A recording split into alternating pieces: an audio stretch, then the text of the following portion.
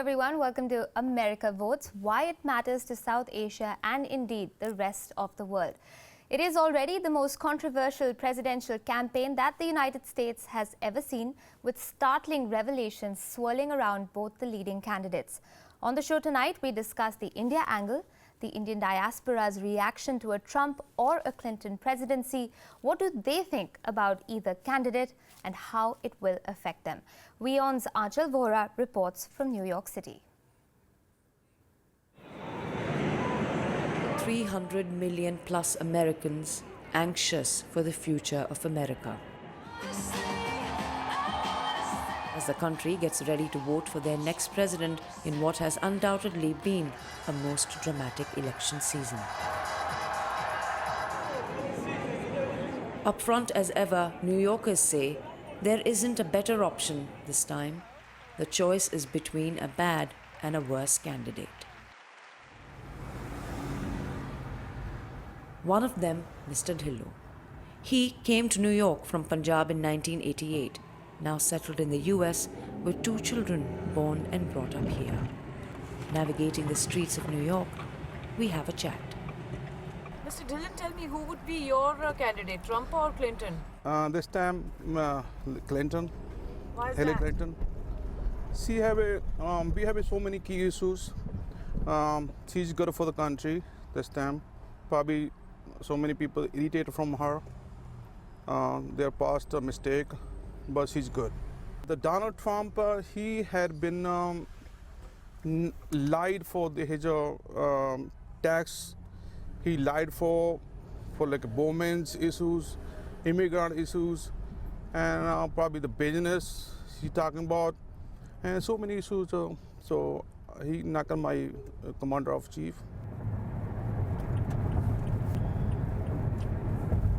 Like Mr. Dhillon, Mohammad Islam supports Clinton too. He reached the US in 1992 from Bangladesh. Trump, he says, poses more than one worry to him and his family of 4, all American citizens. So, why do you like Hillary? Do you like Hillary because of what she has said, or? She's liberal, that's all. She's not too hard, she's liberal. Donald Trump is talking like so hard. After election, maybe it's good, and maybe he's going to make a U-turn or whatever. But now he's talking very hard. So everybody is scared, everybody worry about him. He don't like Muslim people, and he want to be all stop the Muslim people and come to US. That's why everybody thinking he's talking hard about that.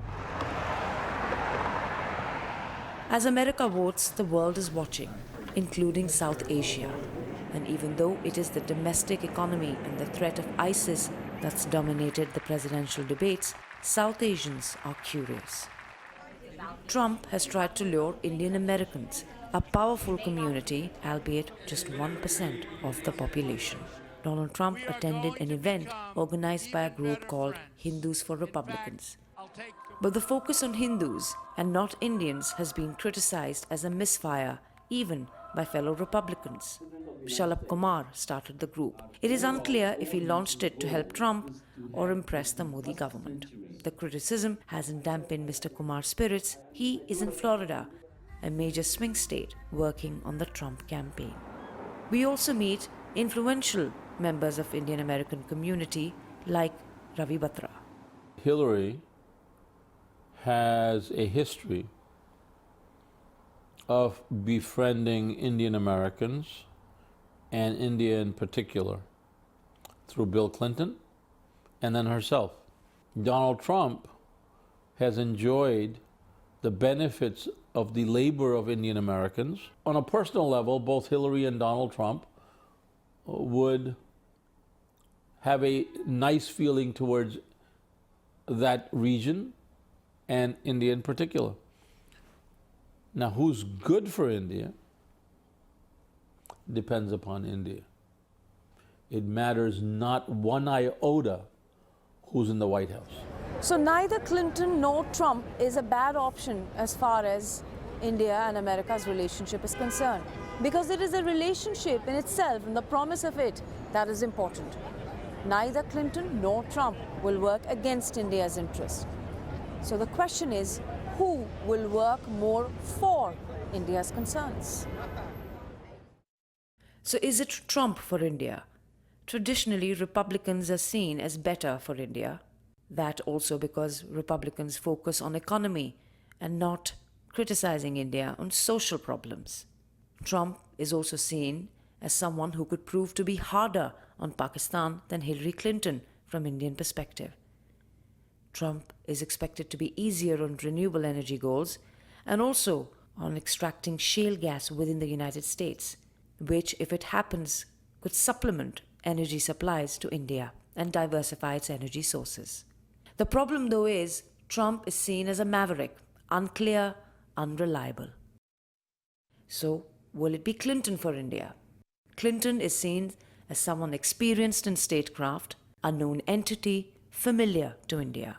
Clinton is expected to be better than Obama on Kashmir and Pakistan when it comes to the Indian point of view. Clinton is regarded as reliable. But Democrats have always stressed on quote-unquote human rights, quote-unquote freedom of NGOs, quote-unquote religious freedom. That has on occasions embarrassed Indian governments. But the elephant in the room is the H-1B policy. Both Clinton and Trump have been accused of a flip-flop on it. America looks at South Asia with two prisms, one of Afghanistan and increasingly that of China's. America looks at India as a future partner, but certainly not as a trusted ally in the past. So how India navigates its relationship both with China and America will decide India's relationship with America, whether it's a Clinton government or a Trump government. It is also interesting here to mention that over the last few months, Donald Trump has risen in India's estimation and is being looked at as a possible next president of the United States of America and hence a possible partner. With Naseem Khan, Anchal, Vohra, WION. So is it really a toss-up between a bad candidate or a worse candidate? To talk more about that, we are joined by Jason Overdorf in our studio. He is a freelance journalist. We're also joined by Walter Andersen. He is the Director of South Asia Studies Program in Johns Hopkins University in the United States. We're also joined by Anchal Vohra, WION's Bureau Chief. She joins us from New York City. I welcome all of you to the program and thank you for giving us your time for this discussion. Let's go across to Anchal first up. Anchal, you know, from your report, is it safe to assume that Indians in the United States are overwhelmingly believe that Clinton is going to clinch the presidency, or is that just hope talking?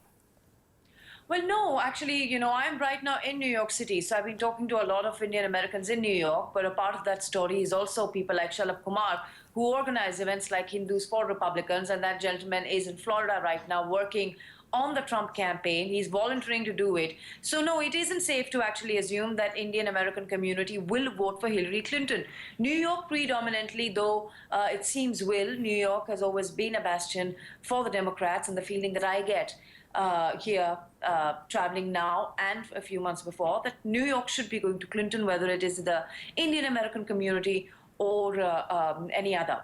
Having said that, the Indian vote could also, in a sense, be split. It is, remember, only 1% of the entire population. It is not really seen in that sense as a vote bank, so to say, but it certainly is an influential community. So in that sense, it carries its weightage is in the fact that it is an influential community. The Indians are also making up their mind, though I would like to mention here that I was here 4 months ago, and then now 4 months ago, Trump wasn't even being considered as a candidate as far as India is concerned, but he has risen in India's estimation. So even he wouldn't be a bad choice as far as the policies of the Indian government are concerned and the people of India are concerned. Anchal, also you did mention in that report of, that visit that Mr. Trump made, where he made that statement of he loves India, he loves quote-unquote Hindu. What sort of effect has that had on Indians in, the people you've been speaking with and South Asians at large? Well, you know, like in India and in other parts of the world, Indian community is quite diverse, even in New York, and everybody we've spoken to has a very different opinion. Though as far as that event is concerned, even Republicans, members of the Indian American community that I've spoken to, have been pretty much against it. They say that that is not how India should have been reflected when it comes to the Trump campaign, because India is all about diversity and unity in diversity and not about one religion or the other. So that actually has come in for a fair bit of criticism. It is, again, interesting to note that they have tried to equate Donald Trump with Narendra Modi, and Narendra Modi, Indian Prime Minister's popularity in India is quite known here as well. So in a sense, the Trump campaign has tried to garner the votes of any Modi supporter, or so they wish. But there are several Republicans who think that that has been a misfire, and even the Indian American we meet on the street isn't too excited about that event that took place. Right, Anchal, stay with us. Let's take that question across to Mr. Andersen as well. Walter, as Anchal's pointing out, do we look at that statement on Trump loving Hindus, Trump loving India, sort of a miscalculation on the part of his campaign?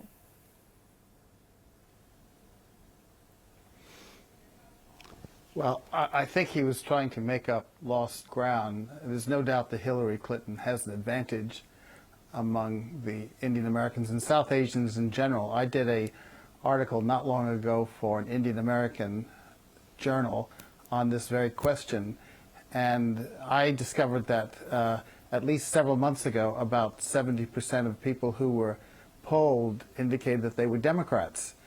And were likely to support Hillary Clinton. I think a change has begun to happen in the last week or two, and this conference that one of your people mentioned, I think, is a sign of that. But the question is, it's like Trump now closing the gap with Hillary Clinton on terms of popular votes. The question is whether it's enough at this later stage, and I think the same is true with the Indian American community and support for him, is whether or not it's going to make much difference in the long run. Hillary Clinton has a big advantage, as some of your previous speakers mentioned. She was the co-chair of the India caucus in the Senate. She's been to India many times. She had policy statements that seemed to be favorable towards India, and Trump seems rather late in the game picking up, and so these comments about loving India is, I'm not sure how many votes that's going to sway at all. But I would like to add, this election is in many ways unique. I just arrived in India a few days ago.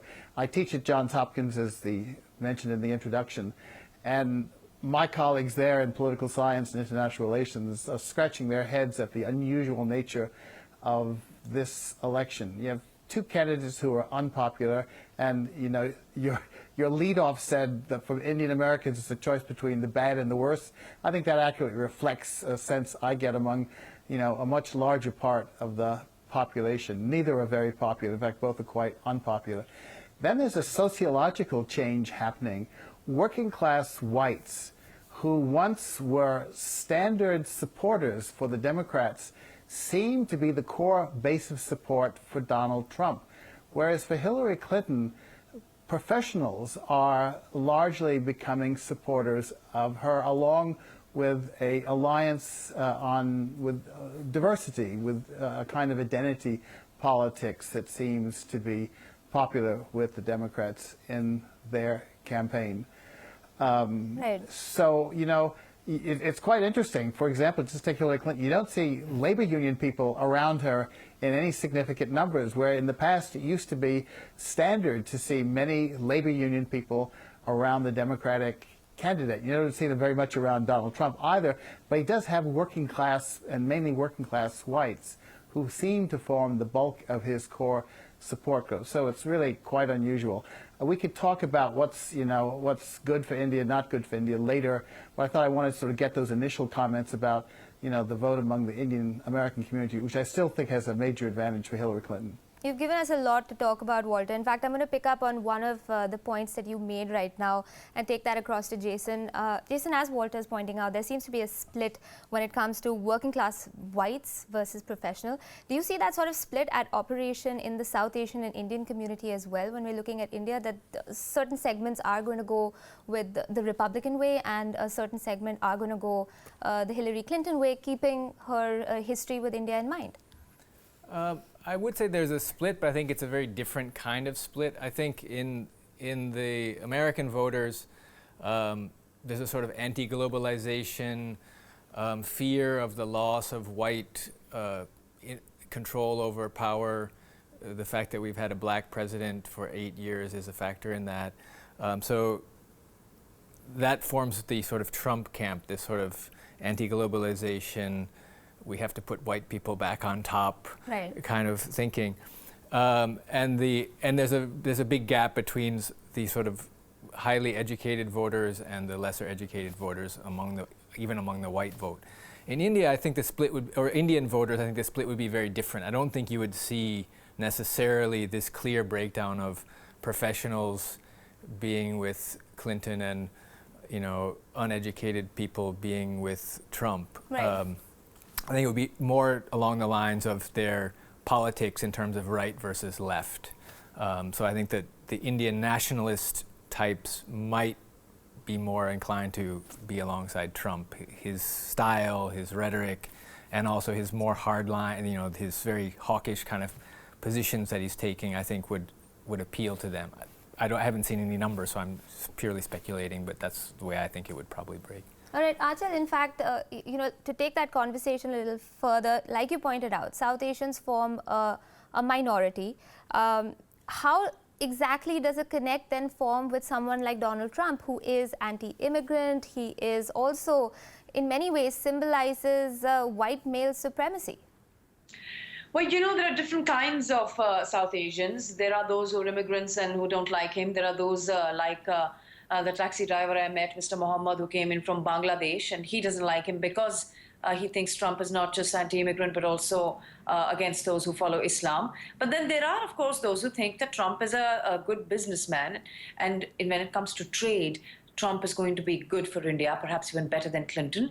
There are, of course, those as well in the diplomatic circles who are very carefully looking at both what Clinton is saying and what Trump has said, and are analyzing how traditionally Republicans have been better when it comes to their relationship with India, because they speak more about economy. They don't sort of try and embarrass the Indian government when it comes to freedom of NGOs, quote unquote, freedom of religion, and all of these other things that you and I are well aware have been playing out over the last year or so. And when it comes to energy, so India is a growing country, its energy needs are growing, and it, of course, needs to stick to the pledges that it's made when it comes to renewable energy. But not just that, it also needs other forms of energy. And in that space, they think Trump might be better than a Clinton. They think when it comes to Pakistan, Trump might be harder on Pakistan than Clinton has ever been. So a lot of factors are here at play. There is no one South Asian, there is no one Indian. As is the case in India, the same is presenting itself to us in the United States as well. We're hearing different things. The important thing here, Aisha, is that 4 months ago, it was Clinton all the way, whoever you spoke to, not just the taxi drivers, not just the immigrants, not just to follow Islam. But now Trump has risen in India's estimation, if I can put it like that. That's not just the man on the street, but also people who hold significant power and are essentially observing both the candidates and what their specific policies when it comes to India, when it comes to South Asia, would be. Right, Anchal. Obviously, he's become more of an option, really. The fact is, he is one of the two candidates that people are looking at. Walter, Anchal brought up Pakistan and terror, and any conversation that includes India and the United States, it seems, is incomplete without mention of those two things. Now, as far as Trump's policy and his rhetoric really has been in terms of tackling terror, people seem to be believing, at least South Asians and perhaps Indians and South Asians in America as well, that Trump is going to be hard on terror, he's going to be hard on Pakistan, and in some ways that seems to align with India's recent policies towards terrorism as well. Do you see these as credible, promises and vows that are being made, or is this just plain and simple political rhetoric in the lead up to the election?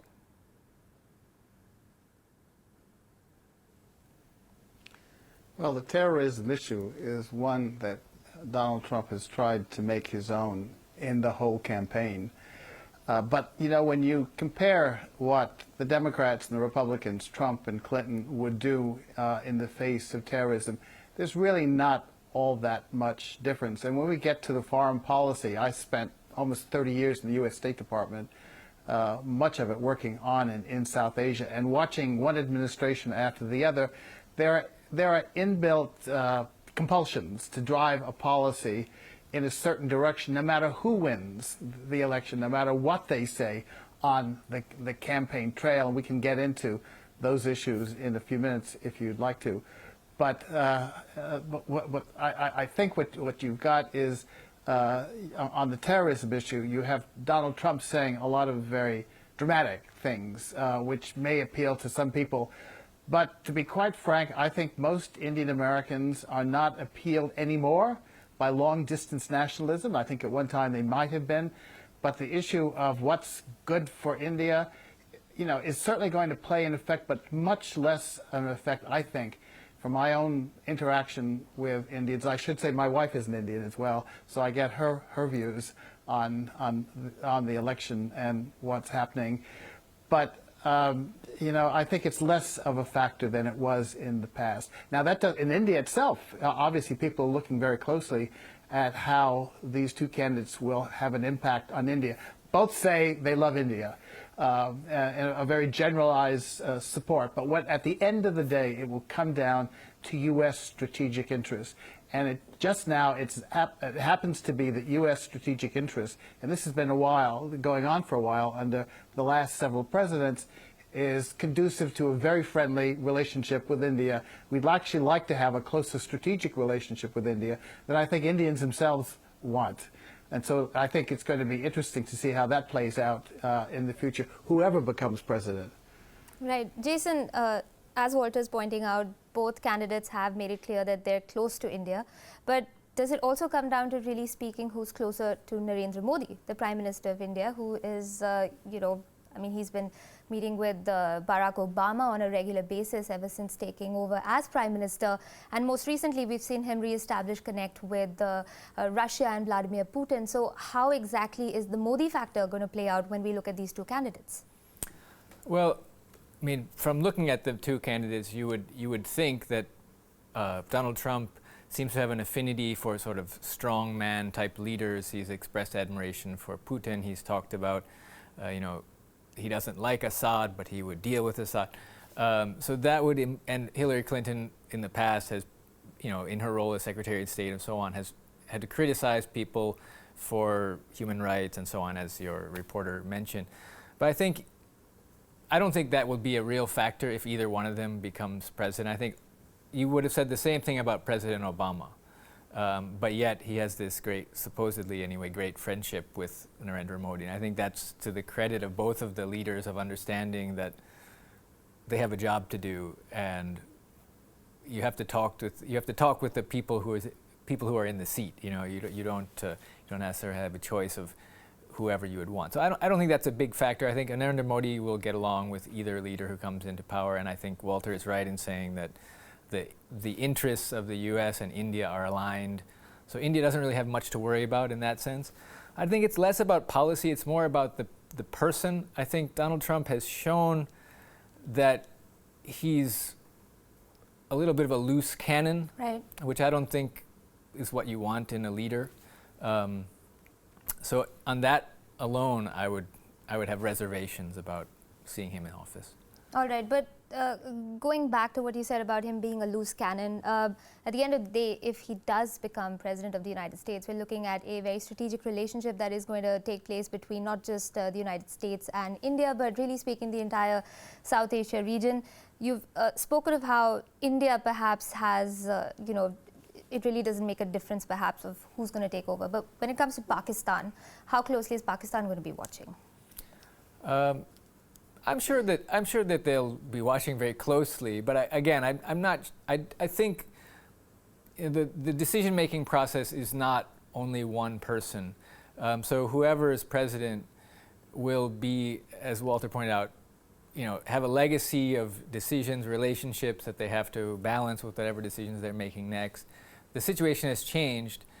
Over the last 8 years, we were involved deeply in Afghanistan, so the U.S. was very limited in what positions it could take against Pakistan. That is still the case to some extent, but obviously with the fewer and fewer troops in Afghanistan trying to hand over the government, that gives the U.S. a little more wiggle room to be tougher on Pakistan. All right, so we've got a lot to talk about in terms of trade and economy as well, but we're going to take a quick break. But before that, I do want to go across to Anchal once more. She is on the ground for us and is our eyes and ears over there in the US. Anchal, what sort of activity are you seeing around both campaigns in New York? You did mention that Shalabh Kumar is in Florida. What sort of campaign routines are taking place for both candidates so far as November 8th goes? Well, it's all very extensive, but let's remember America has 50 states, and I'm only in New York City, a very influential part of America, but albeit a small one. Activities certainly is going on. This is where both the candidates will cast their vote, and essentially work's going on as far as that is concerned. The campaign managers of both the candidates are completely neck deep on the work. We've been trying to contact them and speak to them, which we are, but we find out the activity from them as to this is just days before 300 million people will vote and find out, or 300 million is the total population of America. I don't know exactly how many would vote, I believe about 120, and would find out who their next president is going to be. In New York, though, I can tell you there is much anxiety, and New York is very, very against Donald Trump. All right, Anchal, thanks so much for joining us with both your report and, of course, your perspective as well. We are going to slip into a short break. I'll request Walter and Jason to stay standby with us as we continue our conversation on the other side.